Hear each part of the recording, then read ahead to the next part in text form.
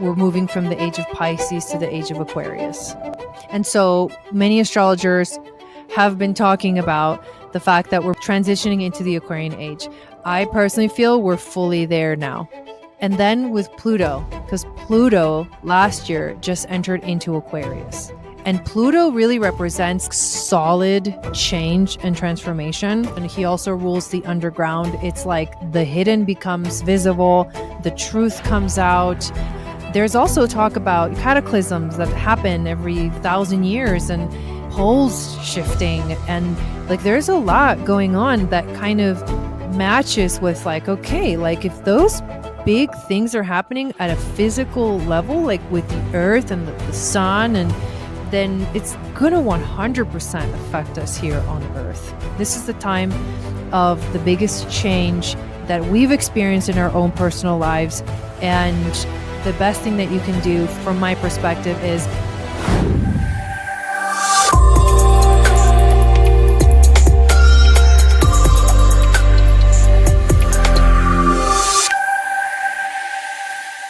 my guest today is Jai Gobind. Jai is an astrologer, an intuitive, and the founder and creator of Moon Goddess Training, where she combines the disciplines of astrology, human design, gene keys, and much more. So welcome, Jai. I'm really looking forward to talking with you today. Oh, thank you so much for having me. I'm so excited. Good. Well, I'm excited too. You have this very unique offering and you combine several different spiritual disciplines. And as I mentioned, you have astrology, human design, gene keys. Each one of these different facets are totally interesting in and of themselves. But the fact that you combine all three, I think, is so unique and interesting. So I can't wait to talk with you much more about all of that. But before we go down that road, I would love to find out just a little bit more about you and how you came upon using all of these different disciplines, and a little bit more about your background, if you don't mind. I would love to. I love these questions. So yeah, I'm originally born in Argentina. My family moved to the United States when I was about 8 years old. And we actually lived in California for most of my life, pretty much. And then after I graduated college, I moved away to Boulder, Colorado. And part of that move was what we often talk about, just like the dark night of the soul, or the diving in to find and discover more about you. I felt pretty lost throughout life, like kind of always wanted to know what was this whole thing called life. And my journey just intuitively took me to Colorado. And this is where I started to study things like, it started with yoga, believe it or not. It was like a gateway for me to enter into these other philosophies. For example, when I was, doing yoga classes and doing yoga programs and workshops, I started to learn about the Eastern philosophies. And that led to some yoga teacher was speaking about astrology, in the yoga class. And I just kept getting exposed to things that I had never seen before. And I was very, very intrigued. So I knew that astrology was the first one that I began to study. It was like in my awareness for a while, for many years, until one day I felt a sort of a deep desire to really study it. And so that's what I began with. Learned all the fundamental things about astrology, started doing like astrology readings and transit readings like on my YouTube channel. So just started putting myself out there, kind of hitting the ground running. And since then, I have learned so much. And eventually, a few years later, I discovered the gene keys and dove into that. And the most recent was human design. And something happened where I began to recognize that there was a lot of similarities between the systems. And that's what led me to start to use them all together. But essentially, the progress was I learned astrology first, then was introduced to the gene keys, and then human design, in that order. Okay, well, thank you for explaining that and giving us that introduction because, each one are very specific and individual and separate from each other. But just going back to your story, I love that you shared that you came here and that when you kind of got to Colorado, that was kind of opening for you to like go down the spiritual path. And I can relate to that because I'm from the East Coast. And when I moved to California, I was just like, like that's when like all of a sudden I started getting introduced to all these new concepts. And so I just think it's important for people to hear other people's stories because they can relate. And also it gives them permission to also go down that path for themselves and open themselves up to these different ideas. So I appreciate that you shared that. And then just going back to the astrology piece, because for me, astrology has always been a mystery. I have looked into it a few times to try to figure this out. And I mean, things in transit and what moon is in what house. I mean, all of it just is like, it's just a little bit over my head. So maybe could you kind of give us a little bit of a introduction, beginner breakdown of like, how does astrology work? Because I know there's a lot of meaning as it relates to the planets and how they position themselves in the sky in relation to our birth chart. But can you maybe demystify a little bit more for us and give us a breakdown of how this all works and where we are astrologically as we speak? Yeah, well, really big questions.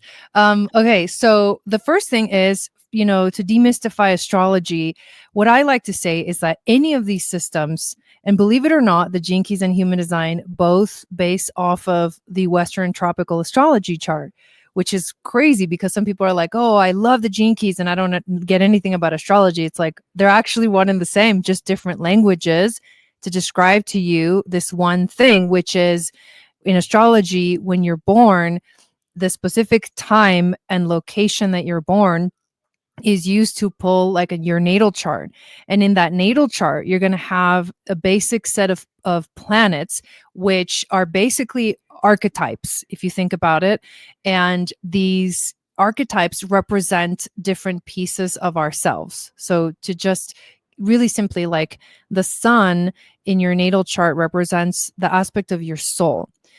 The moon in a natal chart represents the emotions and how you process emotions, right? Mercury is the planet of communication. And so it represents your kind of most natural mode of communication and how you receive things and how you process thoughts.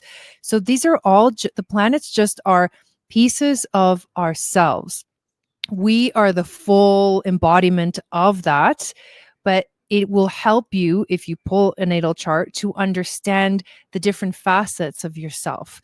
And for example, some people are like, well, I'm a so and so sun sign, like I'm a Gemini sun, but in reality, they behave much more like in a Sagittarius energy. And if you don't know what they mean, it's fine. But it's like there's just it explains why, because we embody all of them. All of the astrology lives within us, but we have chosen specific pieces to kind of focus on in this lifetime.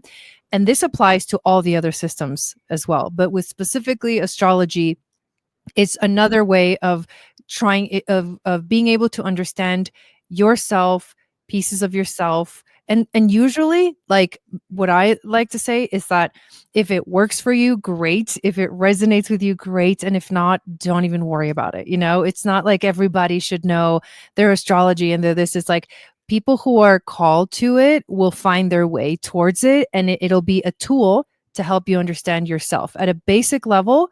That's really all it is. Now, at a technical level, astrology uses many different like archetypes and esoteric wisdom and knowledge. And these are esoteric like themes and ideas that come from ancient civilizations, right? Like the gods and goddesses of the Roman pantheon or the Greek pantheon, and so like there's Egyptian mythology, there's Greek mythology, there's Roman mythology. So these gods come from those mythological places. And so there's archetypes that each of them represent. And so you study the archetypes, and when you study the archetypes, you start to understand the meaning behind all the different pieces. But it definitely can feel overwhelming because there's a lot of different pieces. So sometimes it's best to actually get a reading from someone who can kind of help you decipher these little details to make it less complicated, seem less complicated. So that's to answer the first question of how to demystify it. It's like to learn about yourself. And then your other question about, you asked what was going on astrologically right now. Is that Right, exactly. so? Right now, there's a lot of like in the transits, and when I say transits, I mean the placements of the planets in like currently right now. Like the sun is in a specific sign, the moon, like the planets move in their own at their own pace. And when they are in certain places currently, they can affect the collective. That's why people would read like an astrology transit to see what's going on. It's not deterministic though. It's kind of like giving us possibilities of what could be manifesting on the earth plane. And currently right now there's a lot of, I would say, really powerful transits that are marking significant shifts in the collective. So we just had Neptune enter into Aries, and the significance of that is we haven't seen this ever in our lives. It is a planet that rules spirituality, God, our connection to the divine, our understanding, our intuition. It's like our understanding of our higher self, of the idea that we have a higher self. These are all the things that Neptune represents. And having entered into the sign of Aries, which is in the zodiac wheel, the very first sign of the zodiac, means it's a new beginning.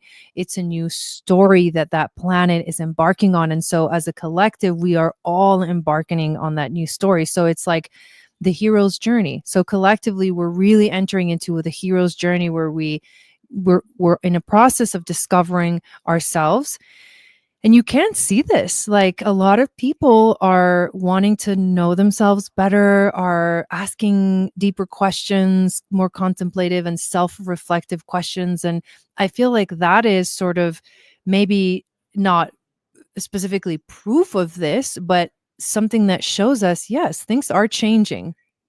Yeah, absolutely. I sense that as well. I actually have a lot of friends lately who, never really were into these types of topics. And all of a sudden they're coming around and asking me questions and like, so you do that podcast where you kind of talk about like spirituality stuff? Like, tell me more about that. And I'm like, oh, okay. Like, this is interesting. People that I never expected that would be interested in these kinds of things. And like you just said, I think that it is opening people up to kind of asking the bigger questions of life, like, who are we? Why are we here? What are we doing on this planet?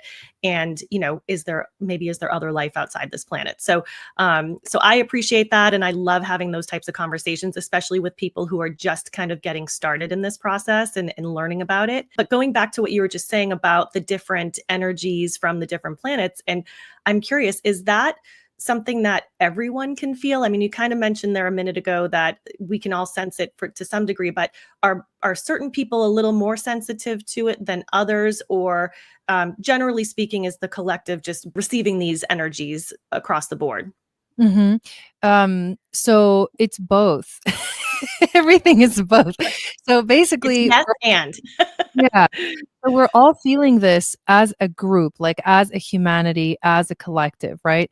But because each of us has a specific set of like placements in our own natal chart, for example, if somebody had a lot of planets in their chart in the sign of Aries, that means that when the transiting Neptune enters Aries, those planets that that person has also in the sign of Aries will feel that even more strongly. So if it's someone's sun, it's like they're feeling it at the soul level. If it's the moon, they're feeling the emotional activation of that. So it just depends if you have um what you have in your own chart, how you're going to personally experience it, but we're also all of us as a group experiencing it together.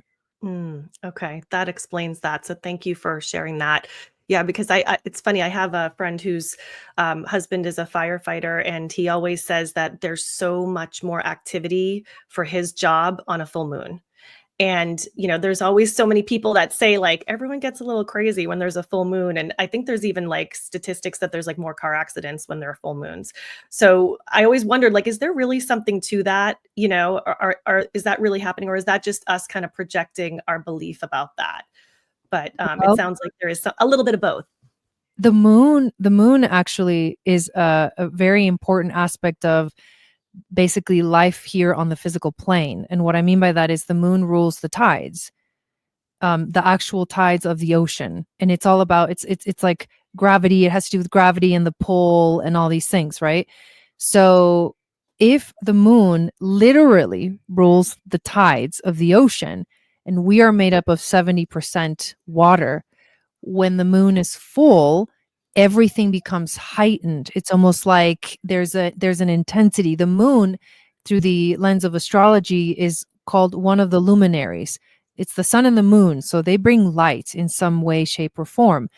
The sun is obviously the light that is we would consider the more maybe positive aspect, or the more awareness, more conscious aspect, and the moon would be shining a light on the subconscious aspects, like shining a light into the dark, because that's literally what it does.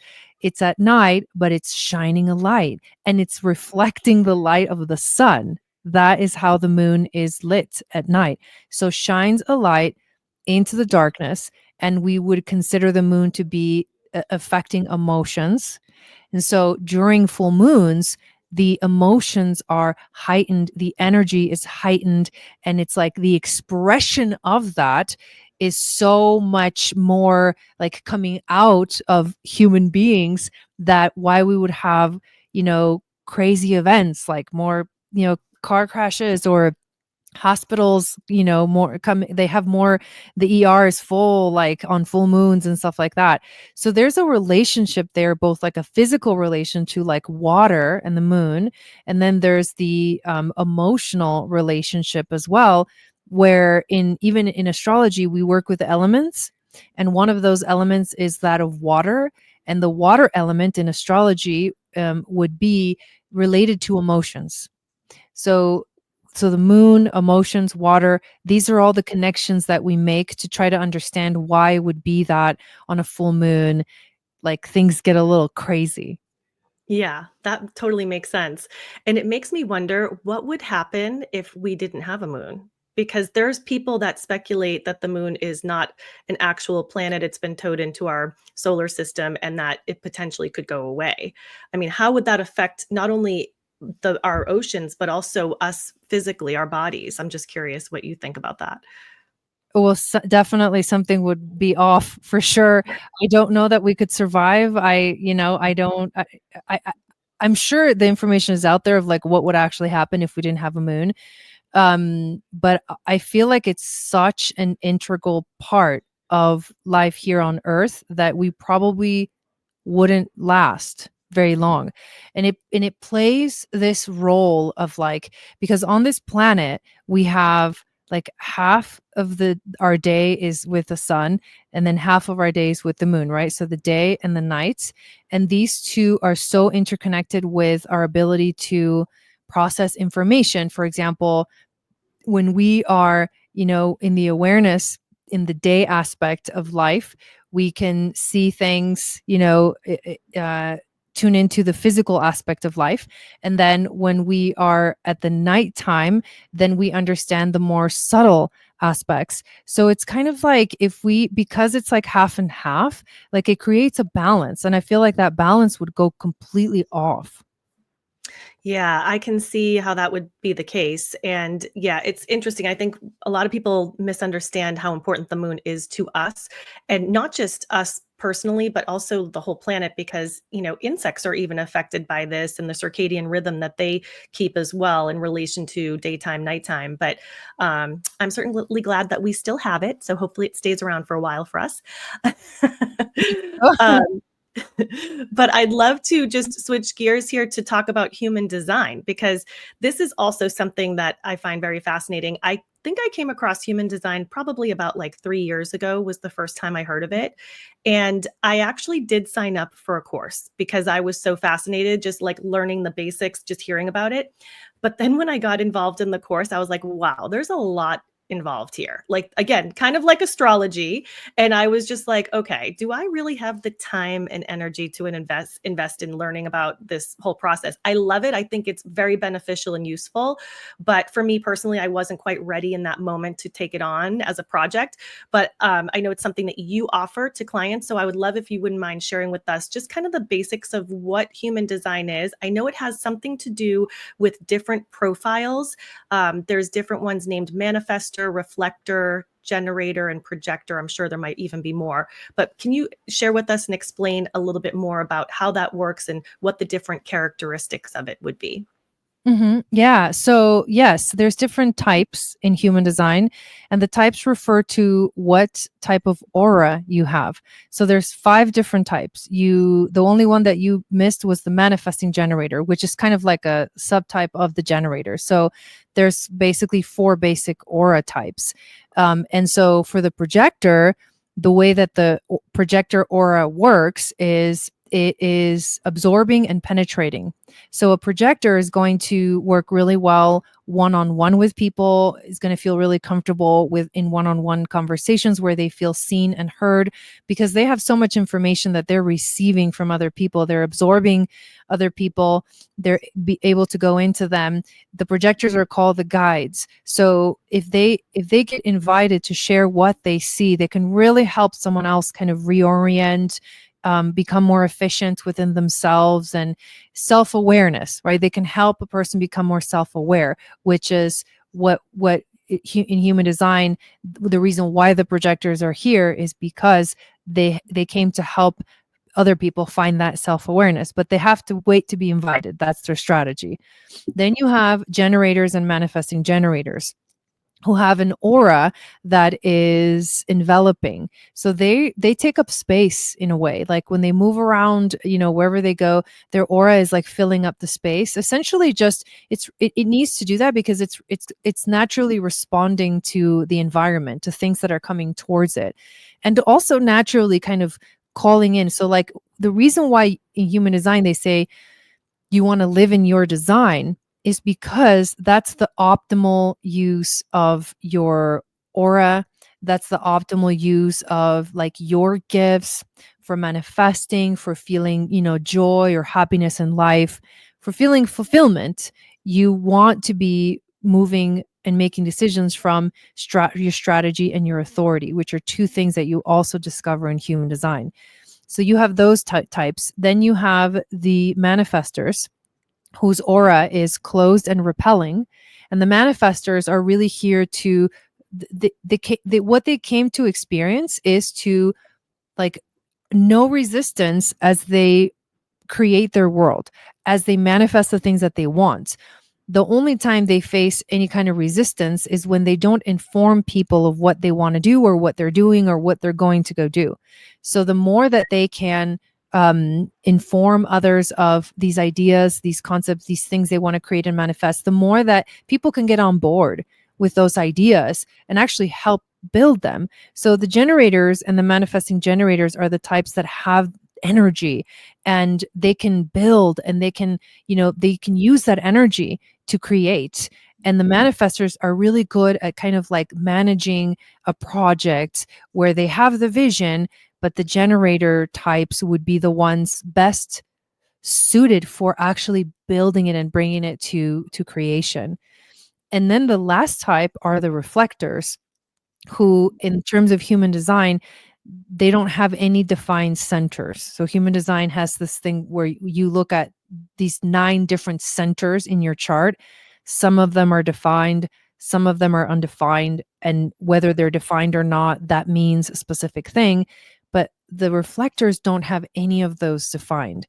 So they are much more like receptive to their environment. They're constantly taking information in from their environment and reflecting it. So the aura of the reflector is actually sampling and like a Teflon. So things come and move through them, and if they share what they see and what they're experiencing, when you look at a reflector, they're going to literally be reflecting their environment. So if you want to know if an environment is healthy or not, find the reflector in the community and see how they're doing. And that will tell you, like, oh, this community is doing really well, or not sure, maybe there's some things happening here that can be, improved or whatever. So all the types are actually, they have a very specific role in the story of like humanity and creation and manifesting. And when you understand that backstory, it makes more sense learning human design in general. And you mentioned about centers in the body. And I've seen the little chart. It looks like a little humanoid figure with the 2 arms, 2 legs, and a head. And are those the centers when you see those little like triangles and things that are Yeah. on that chart? Okay. And there's numbers, I think, associated with those Mhm. symbols as well. Is that right? So is that what determines like where the energy is being held in the body? Is that Mhm. what that Yeah, represents? exactly. Because the way that the basics of human design is it uses the I Ching, which is the ancient Chinese oracle with the 64 hexagrams, which are combinations of yin and yang energy, which is feminine and masculine energy. So there's 64 different types and combinations. And human design takes that and adds them. And in human design, they become the gates. So there's 64 gates, and the gates live within these specific centers. And there's 9 centers. So what happens is they also have placed the gates in the astrology wheel. So if you have a certain planet and a certain astrology sign that correlates to that specific I Ching hexagram or gate, then that planet gets basically put in your human design chart in the specific gate that it is. And so then that gate in your human design becomes like it gets turned on, it gets activated. And in the chart, you're going to see some of the gates are like, they have these, they're called hanging gates. So they have these little like half of the channel is created. And in between the centers, you'll see that there's channels, right? There's like flows. You can see them, they're drawn into the picture. And so the channels can be fully completed when both gates on either side of the centers are activated, meaning they were planets on them when you were born. So they get placed there. So it's like it's your natal chart, and the 2 gates come together to complete the channel.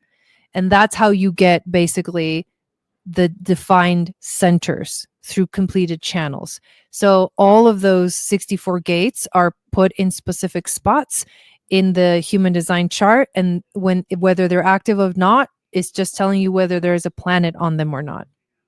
Hmm. And when you know where these gates are, when you look at that chart, how does that relate to putting it into action in your life? Like, what do I do with this information now that I have that? Does it have to do with my physical body that I can try and make some changes through that, or how does that work? So these are like the gates are different aspects, almost like when I was talking about the astrology, each planet means something different. It's like an archetype of some aspect. So it's the same with the gates. It's a little bit more complicated with the human design because there's 64 gates, and they have meaning in and of themselves, and they also have ways of like, yes, how does this, energy interact with its outside environment? What is the quality of this gate? What is this quality that I embody? And then is this something that connects to another gate on the other side of the channel and therefore completes that energy for me? So it's just like a different way of reading Mm. the information. But let's see, for example, let's just talk about one specific gate. One of my, and gene keys, because the truth is that this is where the gene keys and human design are one and the same. They have 64 gates in the human design, and it's 64 gene keys, and they both come from the I Ching. So the information correlates with each other. So there is a gate in human design. It's the 38th gate, and it's also the 38th gene key. And in human design, this 38th gate is where my Jupiter is. So Jupiter is the biggest planet And anything he touches, he magnifies.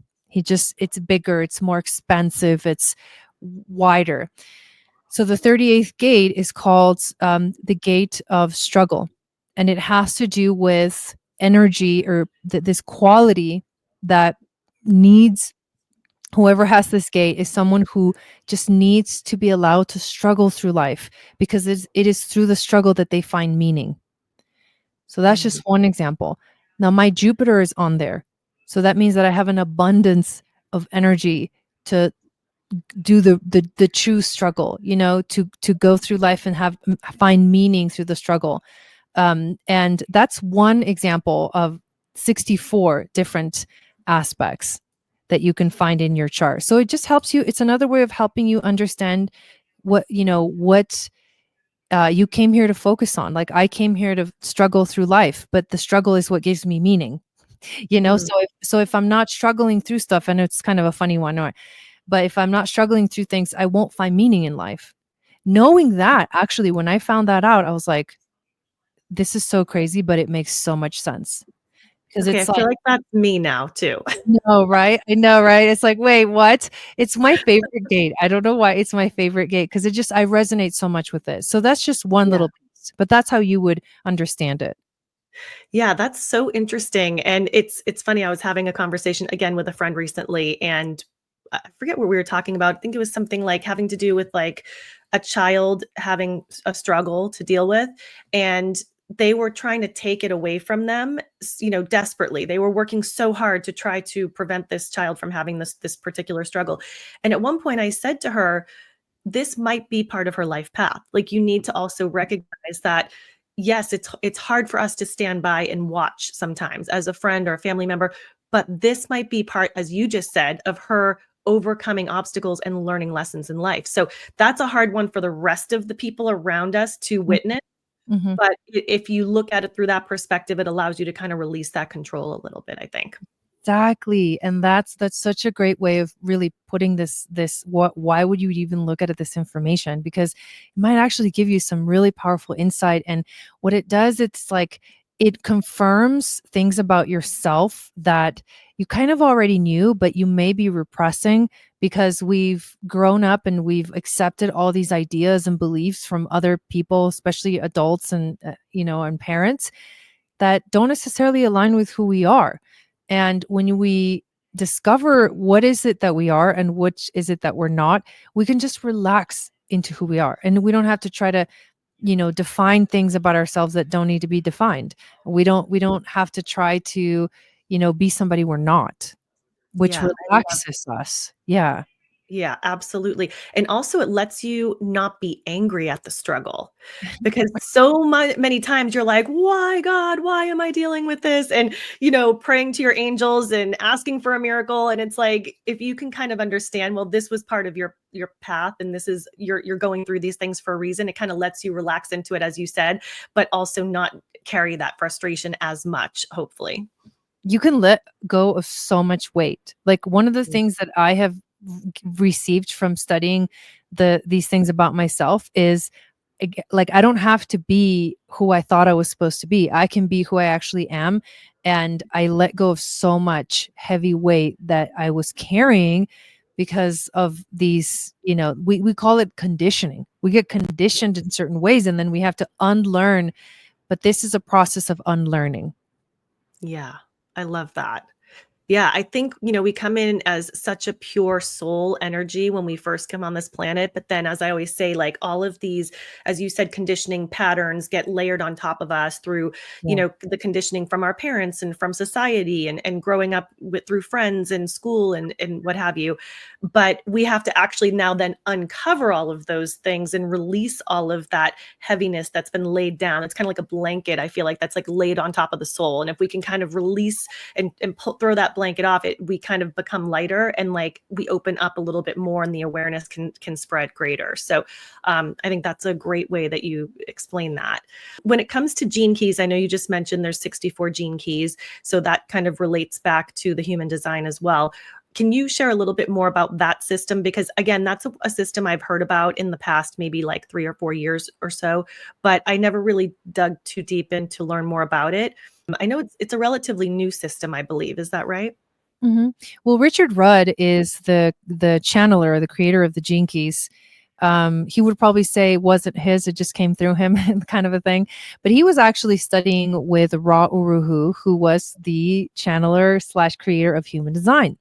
So Richard Rudd was studying human design before he studied the Gene Keys. And in Ibiza, which is the same location that Ra Uru channeled human design, Richard Rudd had a powerful revelation. He had an experience where it was like this heightened state of awareness lasted for days. And in that state of awareness, he received, this information, this download of the Gene Keys. And so it's an extension, like it comes out of human design, but it takes the very strategic, kind of more linear process of understanding yourself into the feminine, into the circular, because to me human design is more masculine and Gene Keys is more feminine. Human design tells you, like, literally what's your strategy and what's your authority and what are these aspects of yourself and how they function. And if you start to do this, what we call the experiment, and see what happens when I actually start to make decisions from my authority and follow my strategy, let's see what happens. And usually during that experiment, you learn, oh, wow, this actually works really well. But that's very direct. But the Gene Keys is indirect. The Gene Keys takes these concepts of the 64 hexagrams and brings in the aspect of different spectrums of the energy. For example, there's a shadow for every Gene Key, there's a gift for every Gene Key, and there's a city. And the city is the divine gift. So it's every Gene Key has a shadow, a gift, and a city that you embody if that Gene Key is in your chart. And so all of those shadows are the shadows that you're here to work through and transmute into the gift of that Gene Key. And in the book that Richard Rudd wrote about each of the Gene Keys, where he describes what each of them are, he's just it's the most beautiful poetic way of, like, I don't know, I just feel like it's like an uplifting, like there's again another aspect of the Gene Keys that can help, like, you drop weight and feel lighter, because it explains that, like, these things about ourselves, these quote unquote like shadows that we experience, are not actually bad. They're just evolutionary tools that we can use to, like, raise our frequency or raise our vibration. And essentially it's like, well, the question is, like, do we have to raise our frequency? Well, no, not necessarily. All of these things are, like, showing you kind of like the highest potential of the energy, the highest potential of that specific, Gene Key.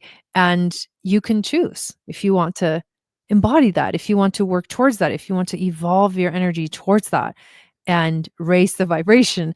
And essentially what happens is, when you do, though, you start to realize, actually, I kind of like it better here. I kind of feel better about myself in this place of a gift, instead of, the shadow, which can be like repression, or there's 64 different shadows, 64 gifts, 64 cities. So they all fluctuate through this energy. So for example, speaking of that, the example of the 38th gate, which is called the gate of struggle in human design, in the Gene Keys, it goes from the shadow of struggle to the gift of perseverance, and eventually to the city of honor.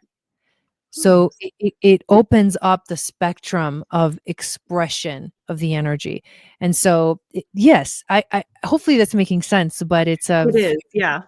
yeah, Yeah, very. I could the way you just described how going from struggle to perseverance, I was like, "Oh, okay, I can see how you would step up on the next level on the scale to go to that next rung, towards a higher vibration by going to that next level." So, yeah, that actually is a really great way of describing that.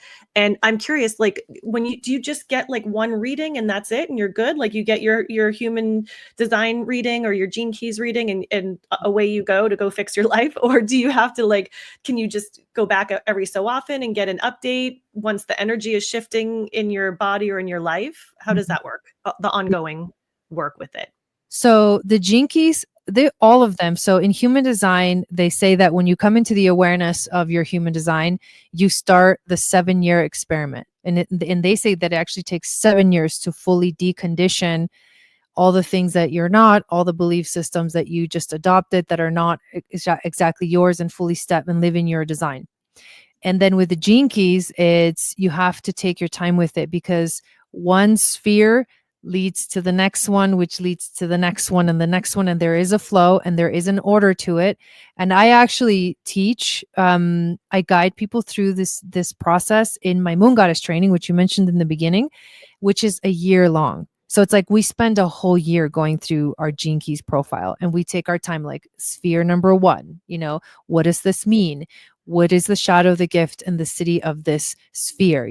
For example, the very first one is the life's work. It's what you're here to do. And then there's a specific, line keynote, which might be getting too detailed, but there's specific things about each of these spheres in our chart, and they help us to understand different aspects of ourself differently than astrology, right? So like the life's work, what you're here to do, what's the shadow, what's the gift, what's the city? You're here to transmute that shadow into the gift, and that is what you're here to do in the world. So the next sphere would be evolution, how you grow, how you evolve. The next one is how does the light start to kind of radiate from you once you start doing the real work? And that's the radiant sphere. And then eventually it leads to the purpose sphere, which is about being, not doing. So you start to unfold the story of your deeper purpose with the gene keys. But that's just the activation sequence. And then you go into the Venus sequence, which is all about relationships and trauma and healing trauma, and how we, react in relationships, which is the place that we heal through the most. It's in relationship. And then eventually you can unlock your prosperity. So for example, to answer your question, like if you came to see me, what I would do is I would open up the door for you to further study these systems on your own, because especially with the gene keys, someone can show you, tell you, what their interpretation is, but the truth is that it's for you to uncover yourself. So you have to get the book, and you have to read each of the chapters of your gene keys. You have to understand what that means. You have to contemplate. You have to ask yourself, like, where has this shadow shown up in my life? In which times has this shown up? When have I expressed the gift like version of this gene key in my life, and how has that affected me? And it's contemplative practice. So you do have to self-reflect. You can't have someone just be like, Darn. There's work to be done here. and we're done. Like, it's all about self-development, self-reflection, all of it, astrology. So I say that the readings, when you get readings from people, you're not going to get all the answers. You're going to get guided in the right direction to continue to self-reflect on these things about yourself. And so at least that's my approach. Every session with me is an activation where I'm going to give you homework. Like your next step is to look into this or to look into that. And sometimes it's gene key, sometimes it's, human design, but there's always, you have to put these things into practice. Otherwise, they're just ideas that never get integrated into your life. Right, right. And I know, a lot of people want to be given the answers, but we have to do the work ourselves to also understand what is happening with our life and how we can make those changes, because we're the ones living the life. So we're the only ones that have the answers. You don't have the answers to give to us. So, but I can see how these like roadmaps would really be beneficial and really maybe help you to just unlock the flow of life a little bit easier. So you're not kind of stumbling upon these roadblocks and, these little yield signs that you have all over the place. You can witness them and recognize them sooner and maybe say, oh, I'm not going to go down that path because I know what that means for me, and maybe take a detour. So I think I can definitely see the benefit to using these systems, and especially using them together.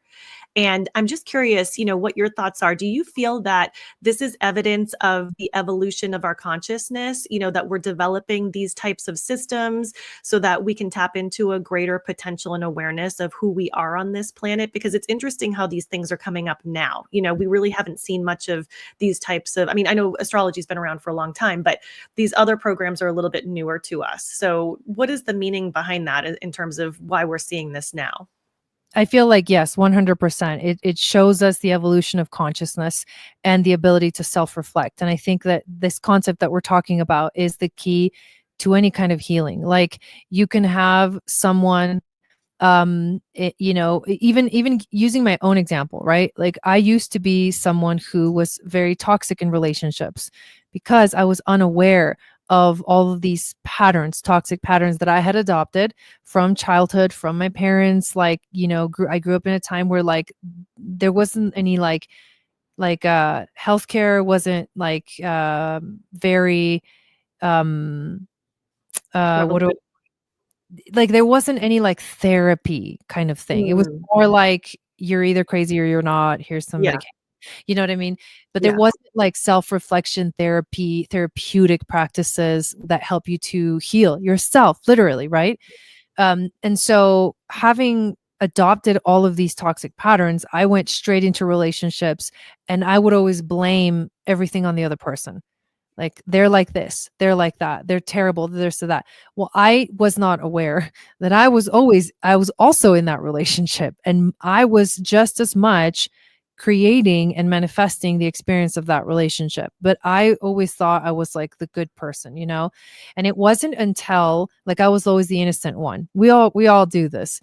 yeah. Um and then eventually I got to a point where I realized all the ways that I actually was not very healthy in relationship. I was codependent.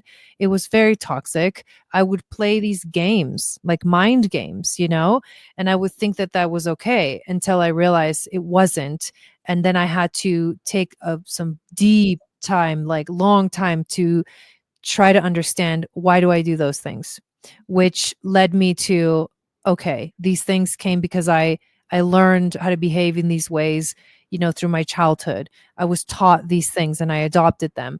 Do I still want to keep them? So then it turns into choice. And so that's how people grow. You start to make different choices, but no one can make the choice. Like, no one can do that for you. That's why you have to do the work yourself. And it's hard. It is hard. Like, there is nothing easy about choosing to heal. But I can promise you that the more you do this, you will be happier, because you will have way better, healthier boundaries in relationships, and all those things that like drain you of your life force energy. You stop accepting into your life. You start being more honest with yourself, which essentially means you're going to bring people into your life that are going to be more honest with themselves. That means better relationships. That means like more actually being with each other in relationship instead of interacting with a mask. Like, it's a progression, right? Like, healing is a progress. It's progress, and you're always, at some point, you go from not being aware to being aware, and then you go to, okay, now if I am going to stay in this toxic energy, then I know it's me. It's not anybody else. I'm the one that's accepting this, and I'm the one that's like, so no one else to blame but you. Or you can make a different choice to heal and change from yourself, starting with you first, which essentially will start to become reflected in your environment and in your relationships, because you're not going to put up with like that toxic energy anymore in your life. But you have to make that choice yourself, and you have to choose to heal yourself. And that's why, like, getting a reading can be great, because it starts that process. But the real work will always, I don't care what anybody says, happen in your own, with your own, the own choices you make. Right. And just having that awareness of knowing that you now are making a choice, That weighs heavily sometimes from a responsibility standpoint because now you have to be responsible for the things that you're causing for yourself, Mhm. right? So if you have a bad habit and all of a sudden you have an awareness of that habit, now you have a choice to make a different, choose a different option. If you continue to make that choice, now that responsibility is on you. You cannot put that blame outside of yourself any longer, which, by the way, is a good thing because that means that we have the ability to make the change. Because if we were at the effect of whatever this habit is, like how horrible would that be? Like, oh, we have no choice. We have to just keep doing this thing that's hurting us. But when you have the choice, it means that you can actually elevate yourself out of that situation. So if you look at it from that perspective, I think that's very helpful. But some people don't want to make the choice. They just want to continue to abuse themselves with the situation. And it's hard sometimes as a friend or a family member to stand by and watch that. But, Mhm. again, Yeah, going back I to what we think said it's like earlier, it's a loving thing. it is about, yeah, it's definitely a choice. And what happens in like those situations is there's there, I feel like because I was there too, I just wasn't ready until I was ready to really truly take responsibility. But that's the only way. You have to take responsibility for the choices that you've made. Yes, up to a certain point, like up to a certain age, I mean, within parameters, right?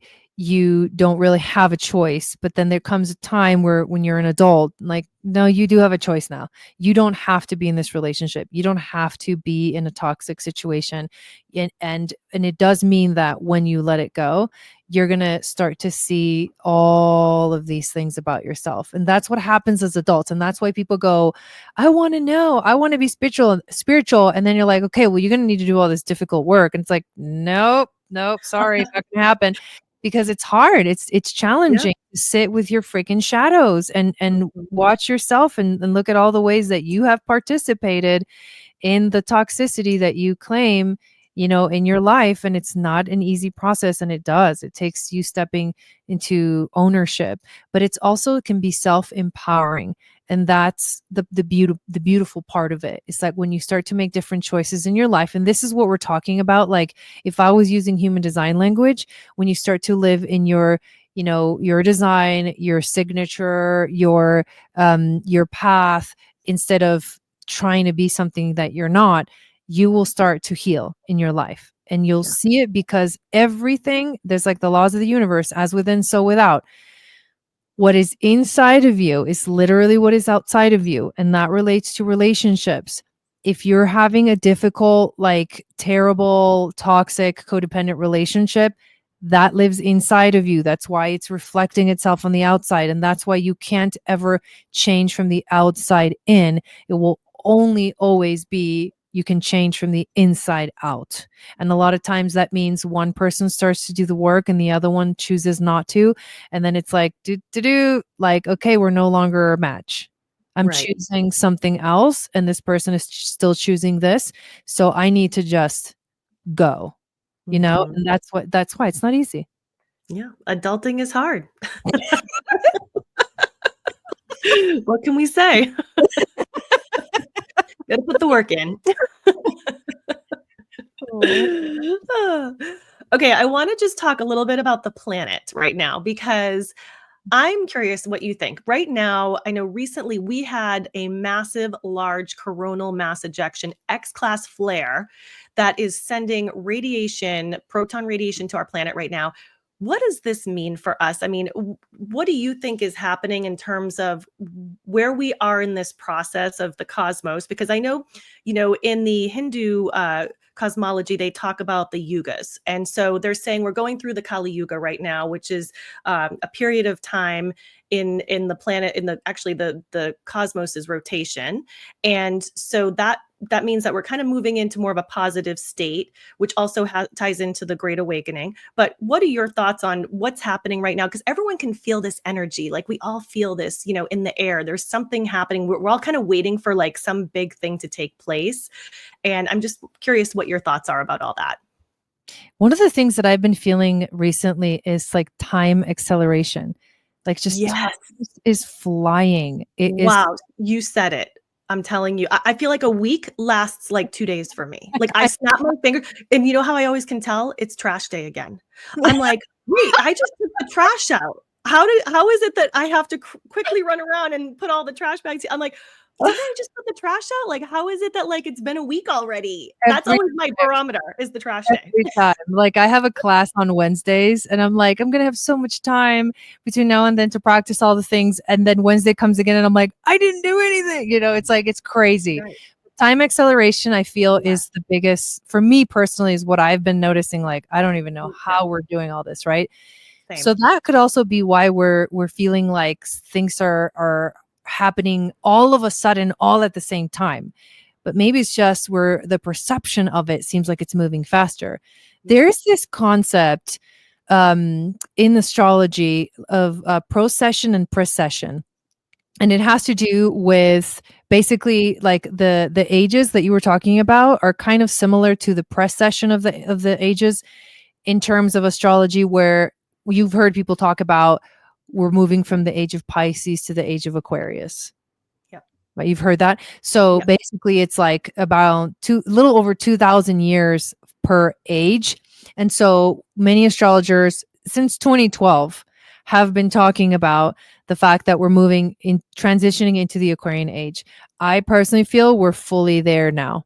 Like we're done with the Piscean age, especially with Neptune having just entered into Aries, and he rules the sign of Pisces, and he's now no longer in the sign of Pisces, right? And then with Pluto, because Pluto last year just entered into Aquarius. And Pluto really represents like kind of like solid change and transformation. Pluto is the planet of it's death, change, transformation. He also rules the underground. It's like the hidden becomes visible, the truth comes out, and wherever he is in the astrology wheel tells us of like because this is a slow moving planet. That's what they call the outer planets. They're going to be in the sign for years. He's going to be in Aquarius for like 20 years or something like that. So he's like holding the frequency. And Aquarius is, right, the Aquarian age. It's the future. It's humanity. It's the people. It's the tribe. It's individuals creating a collective together.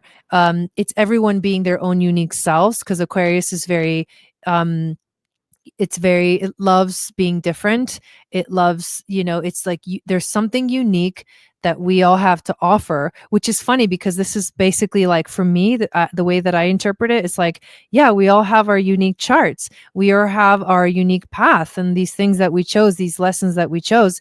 And I feel the Aquarian age is all about us stepping fully into like our unique selves, but that's how we heal the collective, which is that Aquarius frequency. So through the lens of astrology, that's basically what's happening. So there's acceleration, there's so many other things, there's also talk about, cataclysms that happen every few, whatever 1,000 years, and the poles shifting. And like, there's a lot going on that kind of matches with like, okay, like if those big things are happening at a physical level, like with the earth and the sun, and then it's going to 100% affect us here on earth, because we are all those things. Like we are matter, we are like electricity, our nervous system, we are consciousness. So of course it's going to affect us very heavily. So I just think this is the time of the biggest change that we've experienced in our own personal lives. And the best thing that you can do from my perspective is learn your design, because you have to be fully living in your path to be successful in these times that are coming, because they're going to require each of us individually to give what we came here to give, and like to be of service in the way that we came here to be of service on the planet, however that is. That's your charts. You'll see that in your charts. So all of us stepping more into that, which essentially leads to what we were talking about. It's all about self-awareness. Like you can no longer just go through life saying, I didn't know. Well, you can, but it's not going to work out too well for you. You're gonna be struggling if that's the case. You can't say that anymore. It's like, nope, Yeah. this age of technology, there's just no way you didn't know. You know what I mean? Like, Right. yeah. Well, yeah, I think it's pervasive. I think it's something that we all feel. There's some kind of event or, the energies are coming in and we just can sense it. And I think even the people who are completely unaware of a lot of these topics are starting to like open their minds up to these things. Like I said, I've had a lot of friends come talk to me lately about, tell me more about what you're talking about on these podcasts. So, which is great. And sometimes I'm like, okay, where to begin? Like, do I start like baby steps with you, or how do we open this topic up so that you can understand it, and wrap your arms around it? So I think I need to create a class just for that, for like Right. Norman to like learn this stuff. It's gonna take time. That's the thing. It just takes time. So it's better to just get started if you feel called, right? Yeah. I would never force any of this on anyone. Like it's interesting. Like I always just trust that like it'll show up when it needs to, if it needs to. And if it doesn't, then it didn't need to. And you don't need to worry about anything. Right. Right. Absolutely. Yeah. Cause I just spoon feed sometimes and I'm like, do I need to go bigger on this concept? I'm like, no, let me lay off this for a moment so that they can kind of digest what I've shared. Cause sometimes you see like their eyes get bigger, like, wait, what? What are you telling me now? It's a So lot. It's a lot. always an interesting reaction. Yeah. Yeah, totally. But I would love to talk a little bit more about your moon goddess training. I know you mentioned it a little bit earlier and you gave kind of a brief synopsis. Can you share a little bit more with us? I know it's a year-long training, but Mhm. what all is included? It sounds like all of the different methods we've discussed will be part of that process. And what else can someone expect who might want to sign up for the program or interested in hearing more? Yes. Okay. So the Moon Goddess training is basically the most comprehensive program that I offer. It's a year long. It started off as I wanted just to teach, like I used to be a Kundalini yoga teacher. I still am, but I used to be very heavily involved in yoga and teaching yoga and all this stuff at yoga studios. Like I was one of those teachers that taught like 15 classes a week and stuff like that. And eventually I started to, do my own thing, which was perfect because that was in alignment with who I was and what I was capable of. Which then led me to astrology, human design, gene keys, but also studying way more than that, studying hermetic alchemy, sacred geometry. I found Matias de Stefano, who is another one of my inspirations for me. I've learned so much from his teachings. If you don't know who he is, from a young age, he began remembering his past lives in ancient Atlantis, which he remembered being in Egypt, where the temples are. So there's huge, I was like always deeply connected to Egypt and the temples and everything. And he teaches that there's an initiatic path along the Nile of, that those temples teach us how to go on that path. So I did the courses with him to learn about that. At the same time, I'm also learning about things like the moon centers and emotions and how we flow as women. And so it's basically everything that I've learned all into one. So it's like a hermetic alchemy school. It's like an astrology school. It's, you learn your human design, you learn your gene keys throughout the whole year. And then to add to that is level 1, we actually go through the initiatic path along the Nile. So every week is a different temple related to one of the chakras. So from the root chakra all the way to the crown, the Giza pyramid is the crown, the Abu Simbel temple is the root, and there's different topics that we learn about throughout those first 10 weeks of level 1, which include sacred geometry, the relationship between sacred geometry and astrology, all different things about astrology, what we learned in each of those temples, like the light and the dark, and each of the chakras, like working through that energy and uncovering like ancient information. And then when we get to level 2, we go deeper into the Venus sequence, which is more about healing relationship, shadows that show up within relationship. The Venus sequence is the map of your wounding. But then we begin to dive into human design in that class. And the whole time I'm teaching you, like if there was one thing that's happening, I'm teaching you how to read the information through your intuitive channels, basically. And when I say information, I mean like the Akashic. And I don't know, like some people hear that word and they have a very specific idea of what it is. I have a very unique way of teaching what the Akashic is. For me, it's just the field of information. We are a part of that field of information that we can connect to it. We can read with our own intuitive awareness. And we have specific gifts to be able to do that. So I'm teaching you throughout the class how to uncover what those gifts are. And then level 3 is the actual Akashic Reader certification, where I teach you how to really take those gifts to help others, to do readings, to look at other people's charts even, but mostly to read the information. So that's basically what the Moon Goddess training is. It's very involved, but it's such a powerful, it's like a self-empowerment program if there ever was one. The best part about it is the community and the group that comes together and like kind of holds space for each other throughout the whole year. Yeah. I love that. I want to be a moon goddess. Do you get like dubbed a moon goddess at the end of the training? You're knighted. You are now a moon goddess. High priestess. Exactly. You get a pin. You get to wear a pin. It's amazing, but it really is like a self-empowerment program more than anything else. I love that. That's so great. What I love about you, Jai, is that you have put together your own unique offering. And I think it's just so important right now to have different ways of offering healing to people on the planet at this time. And, I know we're getting ready to cross into this new earth, 5D, whatever you want to call it. And that a lot of people have this trauma that needs to be flushed out so they can move forward, and release, as we said earlier, release that baggage.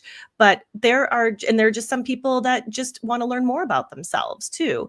And every one of us, all of us light workers, we feel like we're doing some type of healing on the planet in some form or another. And we all have our own unique offering, and there's no competition. I think that's what's also so interesting. There's no competition because all of this healing is needed, first of all, and there's more people that need healing than are offering the healing, let's say, first of all. But also because we're so unique and individual with our offerings, what resonates with one person may not resonate with another. So your energy is going to bring to you a different person than someone else would be. So it's just whatever the right person is being attracted to you for the offering that you share. And I just appreciate so much that you've put the time and energy into creating this program. It sounds amazing. And I think everyone should definitely check it out. We're going to put all of your links in the description of the video for sure. So if anybody wants to find you, can you just share with them the best place to find you? And again, we'll put the links in there. And then just before we wrap up too, could you just share a final message for anyone that's listening today? I would love to. Thank you so much. I so appreciate that. So you can find me at Channel for Grace on Instagram. It's at Channel for Grace, or Channel for Grace on my YouTube channel, and my website, channelforgrace.com. So it's super easy. What I want to leave you guys with is, you just mentioned like there's more people that like need the healing than the ones that are like giving the healing. And I would love to inspire people to begin to start to look at this whole concept of like healing in a whole new way. So what I want people to feel is that they have the ability to heal themselves, because we all do, right? So it's about, someone can show you the way and give you the tools, but you can make those choices to heal yourself. And that's what I would want to inspire in anyone. It's like I can kind of show you the way, and then like you go, and that's, again, I thank you for having me. And I hope that if anything, this conversation brought some insight and maybe some desire to like go deeper and find some answers for yourself. Absolutely. And I think you're absolutely right. I think everyone needs to take responsibility for their own healing, but we need some people to lead the way. So thank you for being one of those people. And I appreciate your time and your energy and all the information you shared. Thank you. Thank you.